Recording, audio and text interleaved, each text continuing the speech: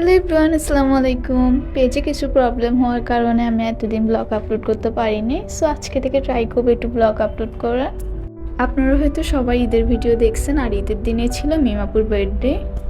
প্রত্যেক বছর যেভাবে ওর বার্থডেটা সেলিব্রেট করা হয়, এই বছর এভাবে করা হয়নি। বার্থডে 1 মাস আগে থেকে আমাকে অনেকগুলো রিলস দিয়েছিল কীভাবে বার্থডেতে সারপ্রাইজ দিব। সো আমি ভাবছিলাম বার্থডেতে সারপ্রাইজ দিব, আসলে এটাকে সারপ্রাইজ বলা যায় না, কারণ ও আগে থেকে জেনে গেছিলো। এলিভেটেড এক্সপ্রেসওয়েতে ওর বার্থডেটা সেলিব্রেট করি আর কেকও কাটি, দেন পতেঙ্গা চলে যাই। যেহেতু এই বাড়িটা আমাদের শহরে করা হয়েছিল, আমরা ভাবছিলাম রেস্টুরেন্টে যাবো, বাট অনেক কম রেস্টুরেন্টে খোলা ছিল। আমরা সবাই মিলে গান শুটার বেলুন গেম খেলি, আর আম্মু বলতেছিল আম্মু ছোটোবেলা এটা অনেক খেলছে, আম্মু আমাদের থেকে ভালো পারবে। আমরা সবাই বিচে কাছে করে বসে আর একটু পরপর খাবার খাচ্ছিলাম। সেদিন আমরা অর্ডার করি পেঁয়াজু, কাবরা, ঝালমুড়ি অ্যান্ড মালাই চা। সেদিন আমরা পতেঙ্গাতে অনেকক্ষণে বসি, কারণ অনেক বাতাস হচ্ছিল আর ভালোও লাগছিল। এরপর আমরা বাসায় চলে আসি। আজকের জন্য এইটুকু। আল্লাহ হাফেজ।